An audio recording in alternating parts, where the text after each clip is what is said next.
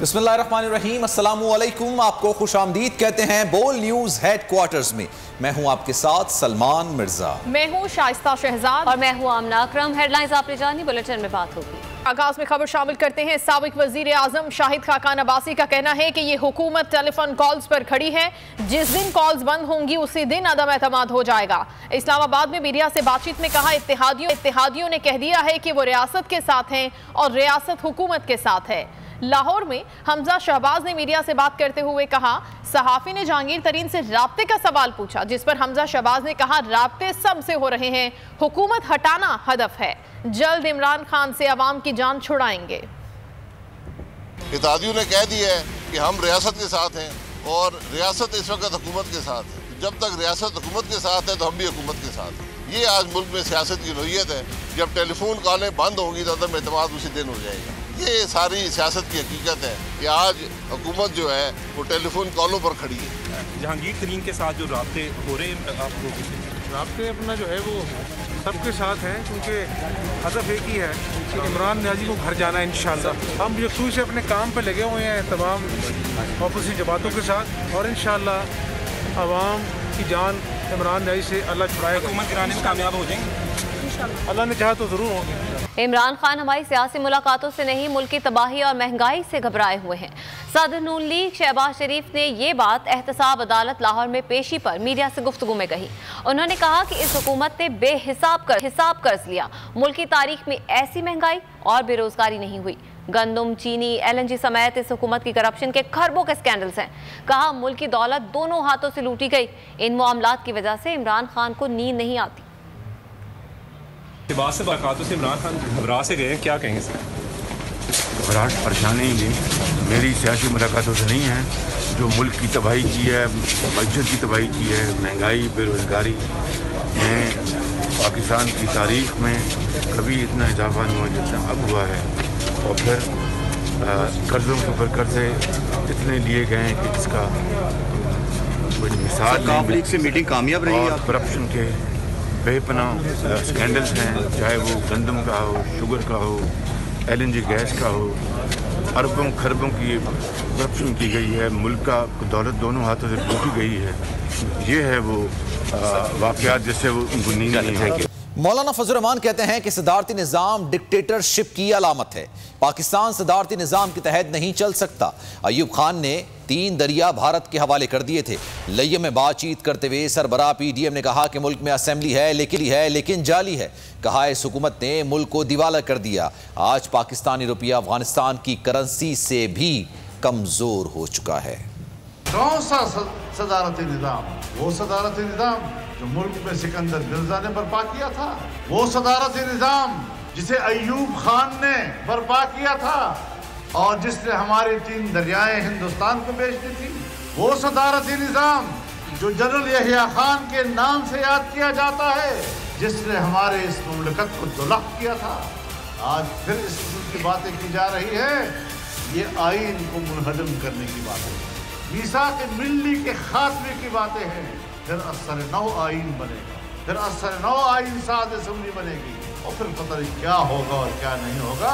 आपके रुपए की कीमत, कदर कीमत क्या है? लुटा पिटा अफगानिस्तान, जंगज़दा अफगानिस्तान, खंडरात अफगानिस्तान, उसकी अफगानी भी पाकिस्तानी रुपये से मंजूर। पाकिस्तान पीपल्स पार्टी के चेयरमैन बिलावल भुट्टो जरदारी ने कहा है, खुशी है अपोजिशन की दीगर जमातें तहरीक अदम एतमाद के हवाले से हमारे मौक़िफ़ की हिमायत कर रही हैं।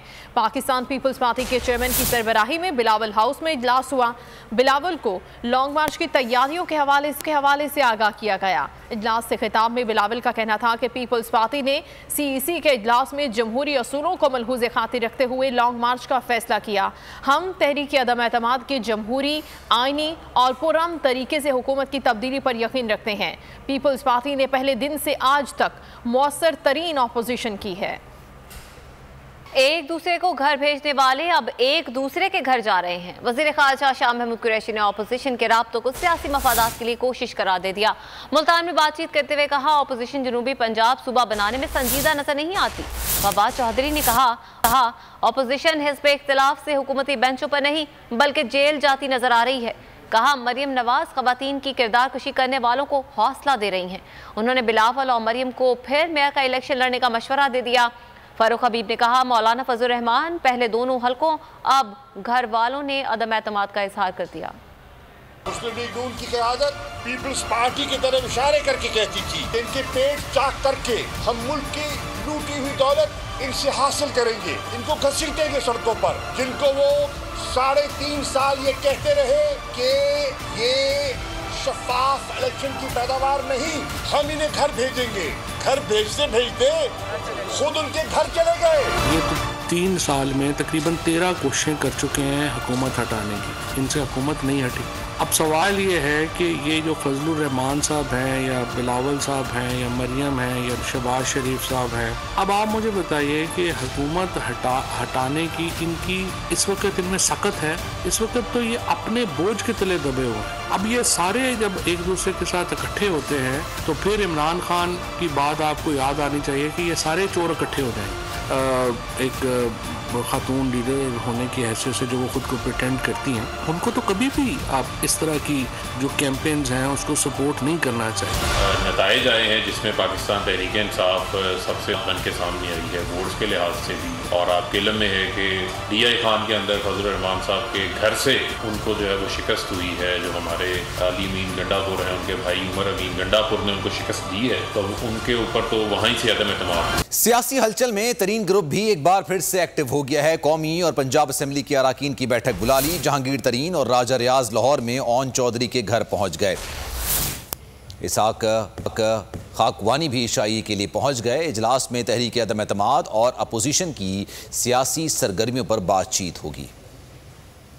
अदम एतमाद की तहरीक आती है तो साथ किसका देना है? सड़कों पर तहरीक चलती है तो क्या करना है? PDM ने इत्तेहादियों से राबते शुरू किए तो तरीन ग्रुप ने भी अपने बंदे दोबारा गिनने के लिए बुला लिए। तहरीक इंसाफ के रूठे हुए ग्रुप ने अपने अरकान कौमी और सूबाई असम्बली की बैठक बुला ली। तरीन ग्रुप के अरकान सियासत में सबसे ज्यादा गर्म मामले पर बातचीत कर रहे हैं। अरकान को ओन चौधरी ने इशाही पर बुलाया। इजलास में मुल्क की सियासी सूरत हाल का जायजा लिया जाएगा। अपोजिशन की सरगर्मियों पर बात होगी। PDM और पीपल्स पार्टी के लॉन्ग मार्च पर भी गुफ्तगू होगी। मुमकिना तहरीक अदम एतमाद को नाकाम बनाने के लिए वजीर आजम इमरान खान खुद भी मैदान में आ गए। कौमी असम्बली असद कैसर, वजीर बहरी अमूर अली जैदी, वफाकी वजीर अमीनुल हक और डॉक्टर फरूक नसीम से भी मुलाकातें की हैं। अपोजिशन ने वजीर आजम को हटाने के लिए कोशिशें तेज की तो वजीर आजम भी कुर्सी बचाने के लिए सरगर्म हो गए। अपने अरकान और इत्तेहादियों को एतमाद में लेने और इंतजामी मामलात बेहतर बनाने की कोशिश जारी। वजीर आजम इमरान खान लाहौर का दौरा करेंगे। सरगोदा, DG खान, साहिवाल डिवीजन के अरकान कौमी और सूबाई असम्बली से मुलाकात करेंगे। वजीर आजम इमरान खान अरकान असम्बली को सियासी सूरत हाल में आइंदा के लाहे अमल पर गाइडलाइन जारी करेंगे। वजीर आजम वजीर आला पंजाब उस्मान बुज़दार से मुलाकात करके इंतजामी उमूर पर भी रिपोर्ट लेंगे। इत्तेहादियों का एतमाद भी बहाल रहना चाहिए। वजीर आजम ने वजीर बहरी उमूर अली जैदी, MQM के वजीर अमीनुल हक और डॉक्टर फरूक नसीम से भी मुलाकात की। कराची की तरक्याती स्कीमों पर बातचीत हुई। वजीर आजम को वजारत इंफॉर्मेशन टेक्नोलॉजी और टेलीकम्युनिकेशन की कारकर्दगी पर भी ब्रीफिंग दी गई। इमरान खान ने स्पीकर कौमी असम्बली असद कैसर से भी मुलाकात की। नंबर गेम और तहरीक अदम एतमाद की सूरत हाल में अपने अरकान के एतमाद पर बातचीत हुई। आवाम के लिए एतमाद के लिए रोजगार के मामला भी ज़ेर गौर आए। पेट्रोल की कीमतों में एक बार फिर 12 रुपए 3 पैसे के इजाफे का इरादा। वज़ीर आज़म ने समरी नजरसानी के लिए वजारत खजाना को वापस भेज दी है। वज़ीर आज़म ने कहा है कि पेट्रोल की कीमतों में इतना इजाफा नहीं कर सकते। ज़राए का ये कहना है कि IMF की शराइत के मुताबिक पेट्रोल की कीमतों में इजाफे की समरी अरसाल की गई है। तफसीलात क्या हैं जानेंगे बोल न्यूज़ के नुमाइंदे उमर हयात से। उमर बताइएगा। जी बिल्कुल, वज़ीर-ए-आज़म ऑफिस को ओवर की मौसूल शुदा जो समरी है उसमें पेट्रोलियम मसवाद की कीमतों में 12 रुपए 3 पैसे जो है वो इजाफे की तजवीज़ सामने आई है, जिसमें वज़ीर-ए-आज़म ने कहा कि पेट्रोल की कीमत में जो है इतना इजाफा नहीं किया जा सकता और वज़ीर-ए-आज़म ने वज़ारत खजाना और पेट्रोलियम को दोबारा जो है वो समरी तरतीब देने की हिदायत कर दी है और वज़ीर-ए-आज़म की हिदायत पर जो है वो दोनों वजारतें मिलकर जो है वो पेट्रोलियम मसवाद की जो समरी है उस पर नजरसानी करेंगे। और पेट्रोलियम मसवाद की कीमतों में क्योंकि गुज़िश्ता फोर्टनाइट था उसमें इजाफा नहीं किया गया था, यानी 1 फरवरी को, और अब जो है वो इजाफा किया जाना है और जिसका बारहा जिक्र वज़ीर खजाना शौकत तरीन भी कर चुके हैं, वज़ीर-ए-आज़म भी इसका जिक्र कर चुके हैं। उमर, इस हवाले से आप हमें आगाह कर रहे थे, आपका बहुत शुक्रिया। पेट्रोल की कीमत बढ़ाने के सिवा कोई चारा नहीं। पेट्रोल की कीमत में इजाफे का फैसला काबीना का नहीं होता, ये हालात पर मुनहसर होता है। फवाद चौधरी की मीडिया ब्रीफिंग। कहा, यूरोप अमेरिका तनाव की वजह से आलमी मंडी में तेल महंगा हो रहा है। आखिर हम कितनी देर तक पेट्रोल की कीमतें रोक सकते हैं? जो हालात चल रहे हैं यूक्रेन में, और दुनिया आप देखें किस तरह से एक दूसरे के हालात को मुतासर करती है, कि यूक्रेन के और जो इस वक्त यूरोप में और जो टेंशन बनी हुई है अमेरिका में, हमारे यहाँ तो बिलियंस ऑफ रुपीज़ हमारे पास तो है नहीं जो कि हम जो है रोजाना इसमें दे सकें, तो जाहिर है कीमतें बढ़ेंगी, इसमें कोई शुबा नहीं। वज़ीर-ए-आज़म इमरान खान कहते हैं कि हुकूमत के 5 साल मुकम्मल होने पर जायजा लेंगे कि पाकिस्तान में गुर्बत खत्म हुई या नहीं हुई। अगर गुर्बत कम हुई है तो ये हमारी सबसे बड़ी कामयाबी है। मुल्क के पहले डिजिटल पेमेंट सिस्टम रास्त के इजरा की तकरीब से खिताब करते हुए वज़ीर-ए-आज़म इमरान खान ने कहा, हम टेक्नोलॉजी के जरिए टैक्स ना देने वालों तक पहुँचेंगे। रास्त के इस्तेमाल से आम आदमी को सहूलत मुयस्सर आएगी। मैं सिर्फ एक चीज़ देख लूँ कि क्या हमारे दौर में पाकिस्तान में गुर्बत कम हुई, और अगर मैं इसको कामयाबी समझूंगा कि अगर हमने लोगों को गुर्बत से उठा दी, तो अभी भी जो वर्ल्ड बैंक की रिपोर्ट है, पाकिस्तान में गुर्बत कम हुई है, थोड़ी सी है लेकिन हुई कम है, तो ये भी मैं कामयाबी समझ सकती हूँ। रास्त का सबसे पहले फ़ायदा ये कि एक आम आदमी के लिए आसानी पैदा होगी। मेहनत कश लोग होते हैं, उनके पास कहाँ टाइम होता है बैंक जाने का। सारे 22 करोड़ लोगों में 20 लाख लोग टैक्स देते हैं। हमने अभी देखा है कि इससे बहुत ज़्यादा लोग हैं जो बड़े अच्छे लाइफस्टाइल गुजार रहे हैं और ज़ीरो टैक्स देते हैं। तो ये हम टेक्नोलॉजी के ज़रिए अब इनकी तरफ पहुंच रहे हैं। मैं अभी भी उनको खबरदार कर रहा हूं कि हम आपके पास पहुंचने वाले हैं, क्योंकि हमारे पास डेटा बड़ी तेज़ी से आ रहा है उन लोगों का। यहाँ पर आपको हम खबर देंगे, बानी मुत्तहिदा पर दहशतगर्दी पर उकसाने का इल्ज़ाम साबित ना हो सका। लंदन की अदालत ने इल्ज़ाम से बरी कर दिया। लंदन की अदालत ने 2 मुकदमात में बरी कर दिया है। ज्यूरी ने करार दिया है कि उन पर दहशतगर्दी पर उकसाने का इल्ज़ाम साबित ना हो सका।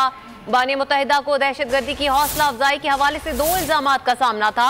दोनों इल्ज़ामात 22 अगस्त 2016 को की जाने वाली 2 तकारीर से मुतालिक थे। आपको बता रहे हैं कि बानी MQM पर 2 मुकदमात पर इल्ज़ाम उन पर साबित नहीं हो सका, जबकि उनको बरी कर दिया गया है। सब्सक्राइब करें और बेल दबाएं ताकि कोई खबर रह न जाए।